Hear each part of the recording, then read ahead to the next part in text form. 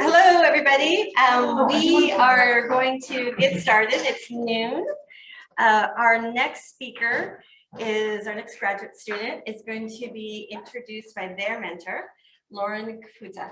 And Lauren is with the Nature Conservancy. She is the coordinator for the South Kohala Coastal Partnership. So this is a reef to ridge type of partnership. She started with TNC about a year ago, and she's doing fantastic work. She's been active in all sorts of environmental work for what, 15 years, 10 years? Okay. Yeah. Anyway, and so she's dedicated to conservation and to the ʻāina and to the seas. And it is my pleasure to bring you up to the floor. Thank you. So I have the honor of introducing Avalon, and Avalon was raised and continues to reside in Waikoloa Village in the district of South Kohala. And their fascination and love for human culture and the ʻāina informed their early years, eventually leading them to study anthropology and ethnobotany at the University of Hawaii at Manoa. During this internship, Avalon's experiences have focused on exploring the incorporation of ʻōiwi knowledge in Malama ʻāina, the Pilina people and communities developed with place, the restoration practices of our beloved native plant species. They're also a talented artist, so everyone on Zoom needs to check out their artwork on the official flyer for today's event, and a passionate kapa maker. I had the privilege of working with Avalon during their experiences with the South Kohala Coastal Partnership, and I'm continually impressed and inspired with their passion for place, native ecosystems, and with connecting with people. Yeah. Thank you so much. What introduction, oh my God. Okay. Let me make sure I know how this little clicker guy works real quick. Real quick.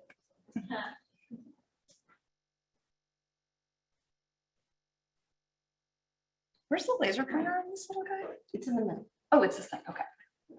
Oh. Sorry, everybody. It's not technology, it's me. It's both. Let's be real.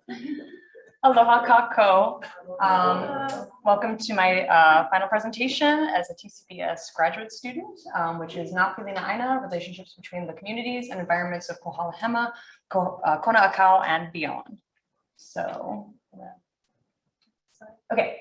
So aloha kākou. I did get an introduction by Lauren that was really phenomenal. So this is probably going to be a bit of, same but different. But Avalon ko'ui noa no waikoloa mai au. I am a queer, neurodivergent holy person who was born in Arizona and raised in Waikoloa Village here on Hawaiʻi Island since the age of 4. My academic background, I went to UH Manoa and studied anthropology and ethnobotany, and I've done work in those arenas as well as archaeology in the past.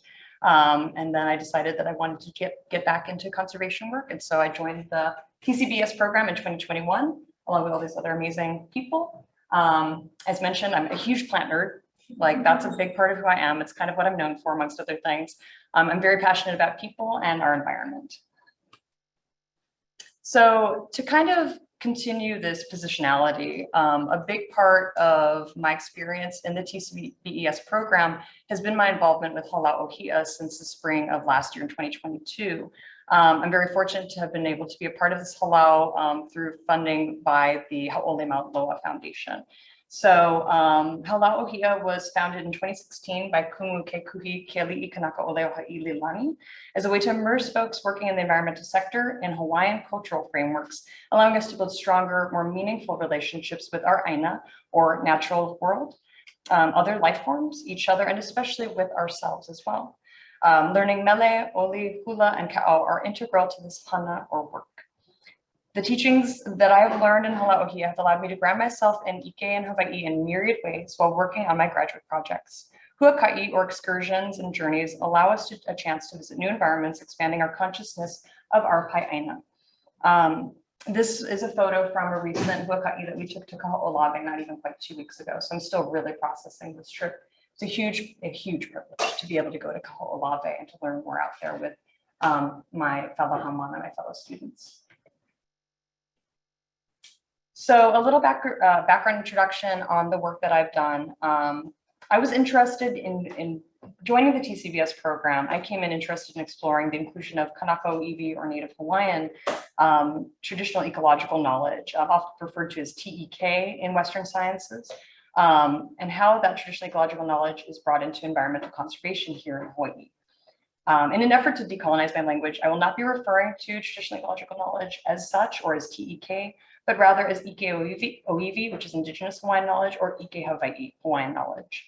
Conservation organizations are increasingly putting Oiwi knowledge at the forefront of management practices, recognizing how important these knowledge systems are as they have evolved in tandem with this specific landscape.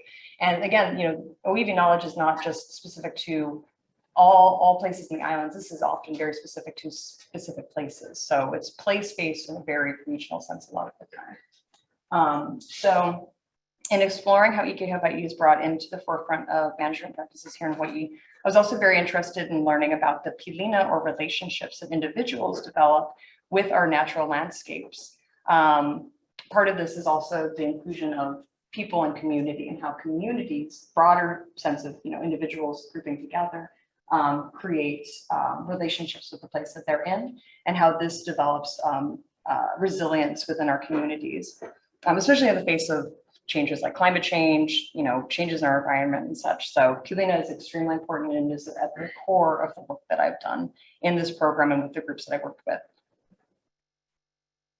Okay, so quick map kind of showing some of the areas that I worked in. Let me see if I can use this clicker. So I did my work primarily in the Kohala and Kona moku. So there are 6 moku, these are traditional land districts in Hawaii. But I did my work in Kohala Hema, which is South Kohala, kind of in this region, and Kona ʻAkau. So these 2 areas that are considered separate districts but have a lot of overlapping ecosystems and communities.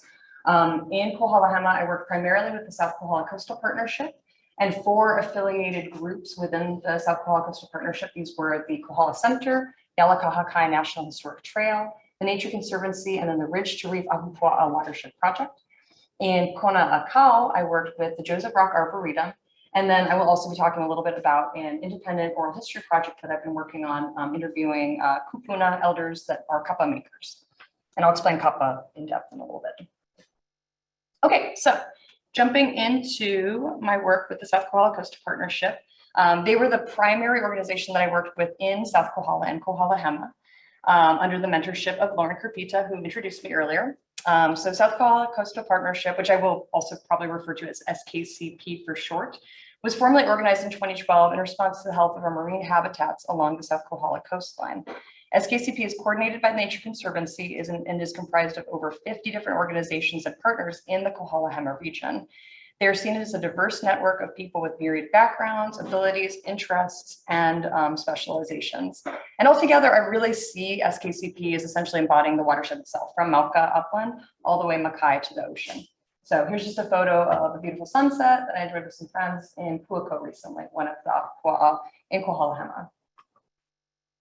Okay, so a major guiding document that helps to guide partners within that South Kohala Coastal Partnership is their South Kohala Coastal Action Plan 2030, or SKCAP 2030.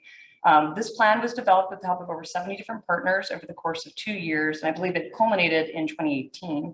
Threats to our coastline include climate change, pollution, erosion, wildfires, and other anthropogenically driven effects. Several declines in ecosystem health in this region have been noted by kupuna, who are long familiar with this area. So this is a quote taken from the SKCAP 2030 by Uncle Francis Rebel, who is a longtime kia'i locally in this area, saying, "For every fish you see today, I've seen 7." I think that this is an extremely poignant statement. It really speaks to how much change these environments have seen. This here is Kohala Mountain from the ocean, which is a really beautiful view to be able to see this place that I care about so much from the sea, and seeing that connection, again, from Mauka to Makai. Within the SKCAP 2030, folks identified 6 priority strategies, which are comprised of folks in various organizations who meet on a regular basis to discuss projects they're working on, where they need help, how they can work with one another and successes that they've been able to achieve. So this document helped guide my work with the South Kohala Coastal Partnership, and most of my work took place between two of their specific strategy teams, these being the Soil and Watershed Management Team and the Community Connectivity and Stewardship Team. And for anybody interested, this document is available on the SKCP website. And it's really accessible. Highly recommend reading it. It's really great. So in each of my projects, I decided to bring in ʻŌlelo no ʻeau, or traditional Hawaiian sayings, that help guide my work. For my work with SKCP, the ʻŌlelo no ʻeau that guided me was ʻaʻohe hana nui ke aluʻia. No task is too big when done together by all, which again, over 50 different organizations. That's freaking awesome. Like, it's so cool how many different people are part of this, you know? So this was from this January, we had our All Partners Gathering. We had a virtual one too, which was cool. It was great to have a virtual one, but it was even more fun to go out on a whale watch with everybody and hang out on the ocean with some really, really cool people. So you'll recognize some of these awesome faces here. All right, so my hana and kuleana, or work and responsibilities with the South Kohala Coastal Partnership, spanned a number of different activities. I help with communications between organizations by acting as a lead organizer for the Community Connectivity and Stewardship Team. And this involves sending emails, taking notes, facilitating discussion during meetings, and so on and so forth. I also helped organize meetings and take notes for feedback for the purpose of creating our newsletter, which is sent out to our project partners to, again, just kind of have a better understanding of what folks are working on. I did this with using a program called Canva, which I was really unfamiliar. I'm not a technologically advanced person by any means, but I'm really stoked that I got to learn it with a little pressure from some of my classmates who were like, this is really great, you should try it. I also helped host several of our speaker series events. So these are once a month events where we invite folks who are within the partnership to talk. It's usually about an hour long to talk story about the work that they're doing. Super informative. And what's great is that these talks are recorded and then they're uploaded to the website for future viewing. So if anybody's interested, you can go and find those. I actually was our speaker series person last month. So I'm doing it all again today, which is really good. It was really good practice. I also got to help host several different community engagement events. So this is me and one of our awesome TNC and Nature Conservancy folks, Bryant, and we were helping at the Wheelie Wheelie Festival in Waikoloa, teaching people about the South Kohala Coastal Partnership and the work that's done by our project partners. A big thing that I decided to take upon myself was the creation of a Kohala Hema resource collection. Actually, this is called the South Kohala Resource Collection, but it is a separate page. It's a page that's on the South Kohala Coastal Partnership website. I highly encourage anybody to check this out. Mostly these are resources that pertain to the South Kohala region or to Kohala more broadly, but I do also have some like general resources there for anybody interested in learning more about Hawaiian history or culture or ʻŌlelo no ʻeau and so on and so forth. But this is just a screenshot of some of the documents that I found. So some of this is archaeological reports, oral histories, ka'awa mo'olelo or stories, oli, contemporary music too, which is awesome. So it's a whole bunch of stuff, and it can be added to in the future by folks that work with the South Kohala Coastal Partnership. All right, so one of the major organizations that I work with through the South Kohala Coastal Partnership is the Kohala Center, under the leadership of Mahina Patterson and Mia ʻAkau LeClaire. They were founded in 2000 as a community-based center for research, conservation, and education. As seen in their name, they focus primarily on communities throughout Kohala, and core concepts that guide their work include energy self-reliance, food self-reliance, and ecosystem health. Kohala is our oldest mountain, at close to 1 million years old on this island, and though it is extinct volcanically, it is anything but lifeless. It's also my favorite mountain. Don't tell the other ones, please. But it is definitely my favorite because this is my landscape. So this is a photo of, I would love to take some of you folks up here one of these days. This is one of my favorite places to go hiking. This is quite a sanctuary, so a lot of beautiful quiet trees all throughout here. And this is a stream system when it's running, but just really lush and beautiful. Great place to have a little picnic. The ʻŌlelo no ʻeau that guided my work with the Kohala Center was Lelego Kohala mehe lukela. Kohala soars as a kite. And this is an expression of admiration for Kohala, a district that has often been a leader in doing good works. Kohala is home to many talented, generous souls who are pouring their love into healing our ʻāina. And groups like TKC, the Kohala Center, stand as inspirational beacons for what it means to bring Pono practices into environmental conservation. Okay, so the work that I did with the Kohala Center pertained primarily to their ʻEke project. So this is a planned 614-acre fenced enclosure that will be protecting Wauakua, or cloud forest of Kohala, around Pu'uʻeke and encompassing land that is managed by the Queen Emma Land Company. Forest health directly impacts the well-being of our native species, our waters, and our own health physically, culturally, and spiritually. Our vai, our precious freshwater resources that we all depend on, is directly tied to our wauakua and our upland environments. Major threats include feral pua'a or feral pigs, avapuhi kahili or kahili ginger. And here we see an image of their planned exposure. So this yellow right here, it will be the 614 acre enclosure. And this is on Queen Emma Land Company land up in Kohala. They have yet to actually start working on building the fence, but that is in the works. All right, so my hana and kuleana involved helping Mahina. So before doing any of the construction work, Mahina Patterson conducted interviews with individuals in small groups with ties to Kohala, such as hunters, cultural practitioners, and conservation professionals. These interviews allowed folks with the Kohala Center the chance to better understand the Pilina that residents share with Kohala, while providing a chance to explain the purposes of the ʻAkau unit to the community and receive feedback from folks and their thoughts or mana'o from the people that were interviewed. Following these interviews, 3 public community meetings were held in 2022. 2 of these were in person and 1 on Zoom, which allowed for a continuation of this work.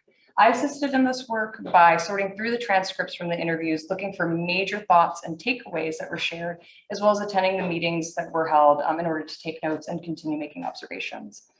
So major takeaways included very deep pilina with Kohala, a desire for OEV resource management practices being brought into conservation work, community access and involvement to this area, and sorry, I'm looking at my notes, and also the sharing of scientific data as well in a digestible manner. In response to that, a big thing that I have been working on, which is still in the works right now, is the creation of a ginger management guidelines. So as mentioned, so this here is a picture of kahili ginger. It's extremely invasive. Many of you probably know how problematic it is, but for those that don't, it's extremely thirsty. It sucks up a lot of water. It has this incredible rhizomal mat that grows underground that just completely takes over, prevents other plants from growing, particularly native species. And even one small fragment of this plant broken off can grow into a whole new individual. So it's very hard to get rid of. And so I've been helping to work on these management guidelines, identifying ways that we can manage ginger and also ways that we can outplant native species to hopefully help curtail the spread of this plant into the future. All right, so another organization that I worked with was the ʻAkau under the leadership of Rick Merkin. This area is, or this system is managed through the National Park Service and was established in 2000 to protect and preserve the 175+ mile historic trail system that passes through over 200 ʻAkau on our island. I apologize for not having a map. That information is totally accessible online, but if you can imagine Hawaiʻi Island, it wraps all the way from like Hawaii counterclockwise around the island and ending in the Puna district. This is a huge trail system, and it's seen a lot of change with development and other activities along our coastlines.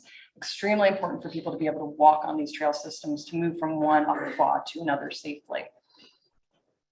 And it really is a living facet of history. It's something that I can guarantee every single one of us here have walked the ʻAkau.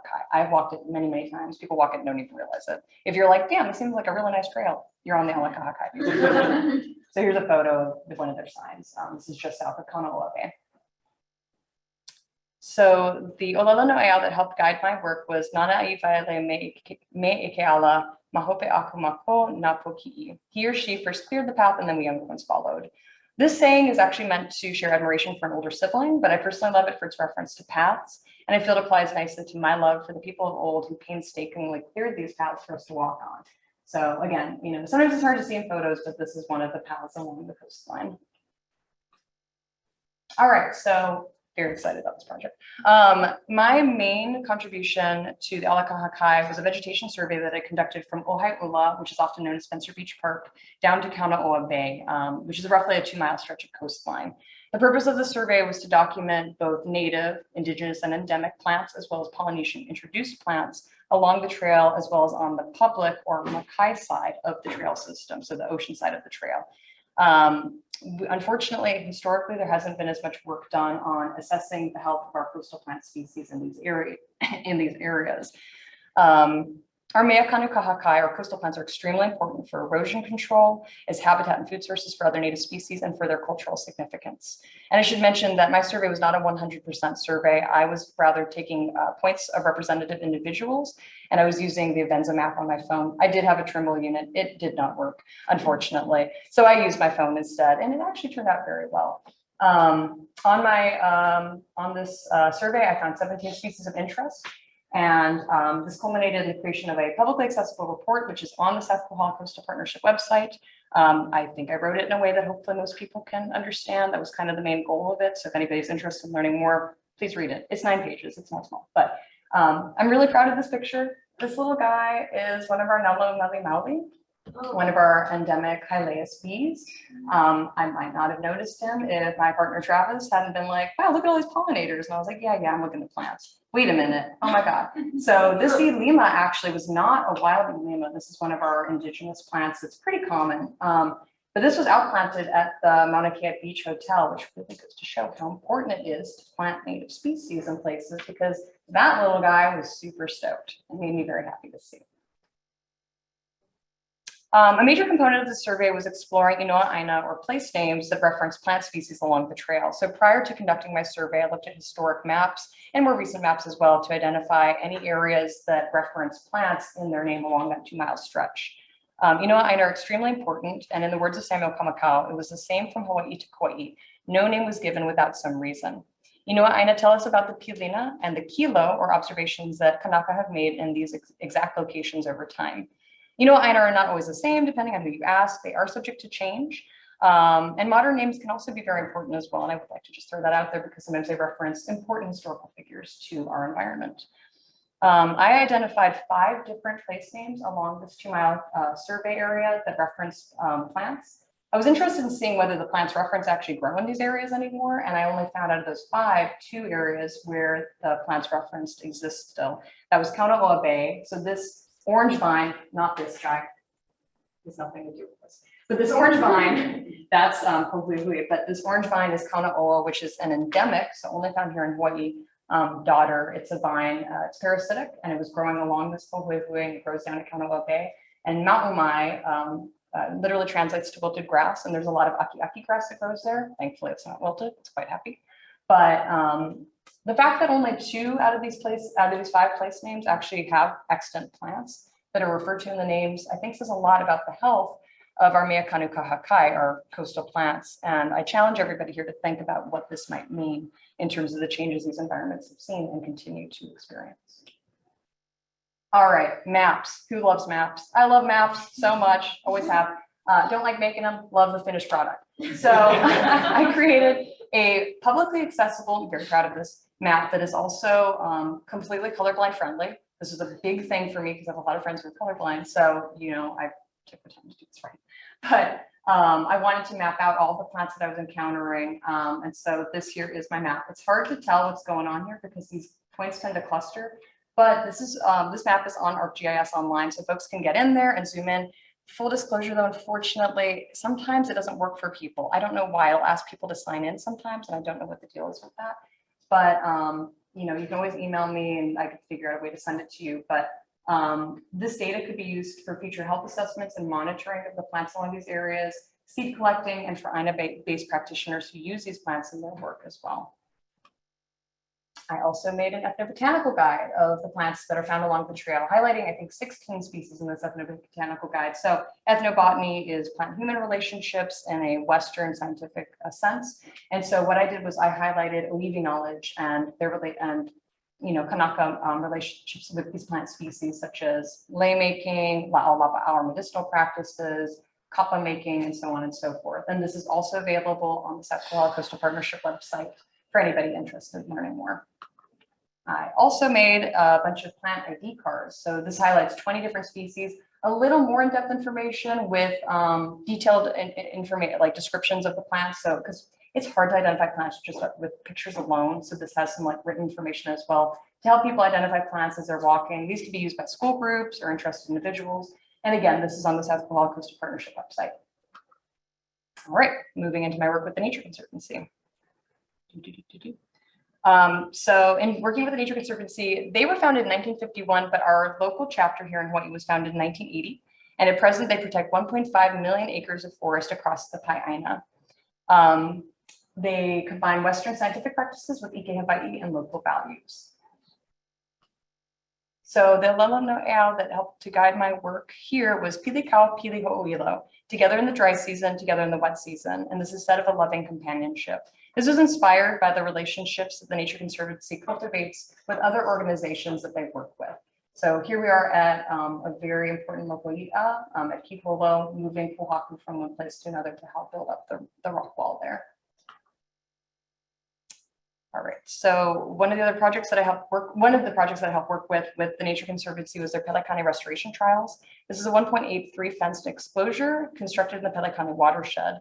8 different soil preparation and seed and planting methods were done here, including basic seed scattering and hydromulching. Trials involved monitoring plants along transects to assess factors such as species composition, health, and growth over time. So that's us doing some good stuff out there. And here's one of our little projects. So we'll lay these down along a transect to assess these plants. As mentioned, we look at things such as the plant heights, maturity, species composition, and leaf litter. And this has extremely important implications for future revegetation efforts in this region of Pelikane and adjacent areas. As a plant person, I think I came in handy sometimes doing this work. So here's some of our happy plants. These are some of the little guys that were doing really good just a couple months back. ʻAlima, I see some ʻAali'i, some ʻuhaloa, some Hawaiʻi there. And this is a really important picture from the South Kohala Coastal Partnership website. So this is Pelikane Bay down here. This is Pu'ukohola historic site up above. And you can see just how eroded. And I don't like using the word barren, but this landscape can be very barren. Unfortunately, it's seen a lot of wildfires and change over time. This is all just sedimentation in the water. So when I went to Kaho'olawe, we actually experienced a flood when I was there, which was really fascinating to watch. But once again, you see how important it is to have vegetation, especially native vegetation in areas, because all this water was running down from our campsites. And that's what the ocean looked like while I was there. Basically chocolate milk. Not good for our reef ecosystems at all. Okay, so one of the other places that I worked at with the Nature Conservancy was Kiholo Bay. And Kiholo is located in the Kekaha Wai'oleo Kona, the waterless Kekaha region of Kona and the Ahupua'a Pu'uwa'awa'a. The bountiful waters of Kiholo have long sustained generations of Oiwi and Kama'aina families, and the shoreline encompasses treasured wahi kupuna or ancestral sites, including remaining sections of the local i'a that many people have experienced down there. Used to be 600 acres of fish pond. In 1859, lava flow from Mauna Loa destroyed a vast majority of that.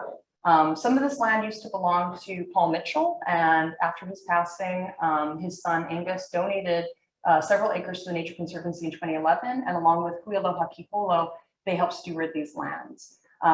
In the past couple of years, vegetation restoration has been being taken in earnest around the local i'a. So this is a big part of my hana and kuleana with Kiholo, was assisting visiting groups to learn more about the history of the area.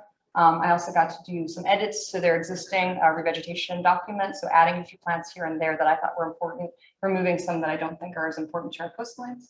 I also helped with outplanting and maintenance, and then a very important event to me was helping to lead the outplanting team for our first volunteer day in 3 years. I used to go to Kiholo during their their volunteer days on a pretty regular basis. So this was a very tear-jerking moment to have the first get-together this past January in 3 years. It really felt like Ohana coming back together.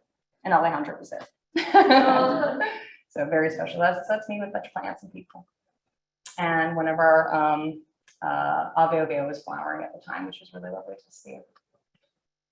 Okay, so one of the other groups I worked with through the South Kohala Coastal Partnership was the Ridge to Reef Ahupua'a Watershed Education Project. This project is funded by NOAA and their Bay Watershed Education and Training, or BWET program. Ridge to Reef aims at improving the socio-ecological resilience in Kohala Hema through educating students, enhancing their Pilina with place, and getting them directly involved in restoration activities. So right now they're working mostly with groups with Waikoloa and Waimea middle schools. And I got to do my work under the leadership of Eileen Grossman. So this is just a lovely painting at Waimea Middle School that I thought beautifully summed up this kind of work. So the olelo no ʻea that helped guide my work was Hewa kumu vai hou I keiki. Faults of the source are left to the children. Sadly, children around the world face the unprecedented challenge of inheriting a deeply wounded planet. Our keiki today suffer the consequences of maladaptive decisions committed generations past. In Hawaiʻi, the brutal ongoing effects of colonization and differentially impact Oiwi children. This issue reverberates globally in thousands of indigenous communities around the world. It is therefore imperative that we provide our keiki with the best resources available so that they may develop into their best possible selves. And this involves being honest with children about the challenges that they face. I do believe that we can face these challenges together with passion, creativity, and enthusiasm. My hana and kuleana involved helping guide a group of 60 plus students. It was the entire 7th grade of Waimea Middle School on a huaka'i down to Ohaiula in October of last year. This was a really exciting moment for me to be able to teach kids about the plants that we were seeing down there. This was right after my survey work that I did in August, so I was very familiar with the plants in the area. Getting them orientated with the Ike Hawaiʻi of these plants, also teaching them about invasive plants, showing them like, why do we think that this is invasive and why do we care about the natives? And so getting them to really think about why we care about our ʻāina. I also did 2 talk story presentations with Jade Bowman's Going Native class, which is an elective class with their 7th grade students. These were really important to me. I went to Waimea Middle School, and so it was really special to be able to teach kids that they can get involved in this kind of work. Because when I was their age, we weren't learning about these kinds of things. So it felt really full circle in a really important way to me. Sorry, I get so emotional. All right, moving on to Kona ʻAkau. So gently transitioning from Kohala. My work in Kona ʻAkau was with the Joseph Rock Arboretum under the mentorship of Jill Wagner. The Joseph Rock Arboretum was established in 2022 by Jill Wagner, and the mission of the Arboretum is to collect and study trees, shrubs, and plants of Hawaiʻi and around the world. This work is conducted through seed collection, seed banking, and plant propagation, as well as field work. And important steps in this work is engaging with community members and visitors who will be a key aspect of taking part in different internships, tours with local schools and organizations, and outreach at different outreach and environmental events. The olelo no ʻea that helped guide my work here was Kona Mauna Uli Uli, Kona Mauna Ulu Po, Kona of the Green Mountains, Kona of the dense forest. So this invokes this vision of this teeming landscape that unfortunately we don't see today in a lot of places in Kona. This is a picture of one of the old growth Wili Wili trees was blooming just this past blooming season there, and it was really beautiful to witness this. My hana and kuleana involved a variety of different activities such as seed banking, nursery work, and field work, including invasive species removal and outplanting of native species. A major undertaking that I did for Jill was the creation of a story map detailing the history of the ʻāina in this area, including information about the historic Kona field system that once fed thousands in this area, leading to the Paniolo era of the 19th century, and finally ending with an overview of the work that's being done by Jill and the Arboretum. The story map includes historical photos and Ike Hawaiʻi pertaining to several dryland forest plants found in this region. And the story map can be found on the Joseph Rock Arboretum website. So just a screenshot, I wish I'd taken a video, but this is just a little screenshot of the story map. So kind of detailing different locations, the history of the different wow or like elevational realms in this area and the importance of this landscape. So check it out if you have time. Alrighty, so moving into a project that is very, very dear to my heart on a personal level, I've been conducting an oral history project under the mentorship of Dr. Kathryn Besio. My project focuses on interviewing kupuna or elder kapa practitioners, and kapa is Hawaiian bark cloth for those not familiar with that term. These are noted masters of their work. In this image, we see the hands of one of my favorite aunties beating kapa on a pohaku or rock anvil. I was interested in exploring the Pilina that these kapa practitioners share with the environment, as this work relies heavily on natural resources. So a little overview of kapa. Kapa was once the true fabric of Hawaiʻi. So everything you can imagine fabric was kapa in the past. So that would have been clothing and bedding, baby blankets, funeral shrouds, and also religious and ceremonial items as well. By the mid-19th century, kapa was seldom made, having been replaced with the convenience of imported textiles. In 1870, famous historian Samuel Kamakaua wrote, "All are dead who knew how to make coverings and loincloths and skirts and adornments, and all that made the wearers look dignified and proud and distinguished." So really goes to show how much had changed by that point in time. Kapa, though, was revived in the 1960s and 70s by several prominent Kanaka Weavy women who laboriously researched this dormant craft to bring it back to life. In the past several decades, there has been a growing interest in kapa making throughout the island with growing numbers of haumana or students. And I myself have been a haumana of kapa since 2017 under the tutelage of Rowan Hufford. Despite the evolution that it has undergone, kapa remains a vital aspect of cultural identity for many. Kapa is made with the inner bast of the wauke tree or Brucinidia papyrifera, also known as paper mulberry, and is decorated with plant dyes, local soils, and other natural materials. The olelo noia that guided this work was pepe'ea palaholo, a rolled up frond, paste for kapa making. So this kind of evokes this idea of like from little acorns, great oak trees grow. So I just love this saying, especially because it does reference kapa, but this idea that if we plant those seeds, we can keep this craft from going dormant once again. My work has consisted of recording interviews with 5 different noted kapa makers. This work is going to be archived at the Center for Oral History at UH Manoa for folks that are interested in hearing the stories of these kupuna in the future, as well as the transcripts from this work. Right now, I'm in the process of creating a story map to help make this information more publicly accessible, and also as a way to visually celebrate the work that's done by these kapa makers. I'm pulling quotes from these transcripts that will be included in the story map. And with the help of Leilani De Mello, she is translating my work into Olelo Hawaiʻi to further broaden the accessibility of this work. A lot of ongoing dialogue with our kapa lahui. This is my life, everybody. So like, this is not ending once I'm done with TCBES. This is gonna go on for the rest of my life. My concluding mana'o, this has been amazing. I've learned a lot of new things. I've met a lot of really amazing people. Observing the Pilina and the relationships that folks build with the environment has really helped to facilitate my own Pilina with our environments. I've especially found a new love for our meakana kahakai, our coastal plants. I don't think they get enough love. It really worries me how not good they're doing in a lot of places. So that's something that I'd like to continue working on in the future. And what was really cool was seeing how ike and knowledge from one of my projects really flowed into another and would feed into each other. It was just kind of this continuous like, oh wait, I did this work or somebody else did that work, and being able to work with other people and with my own self in helping to create these documents for the greater public to use. So huge mahalo for all of these lovely people and so many others who are not in these pictures. You guys all made this totally possible. And mahalo to all of the organizations that I work with, Hala'ohia, my funders, Ha'ole Mauloa Foundation, the UHH College of Arts and Sciences, Kamehameha Schools, my kapa lahui, my family. You guys are awesome. Mahalo.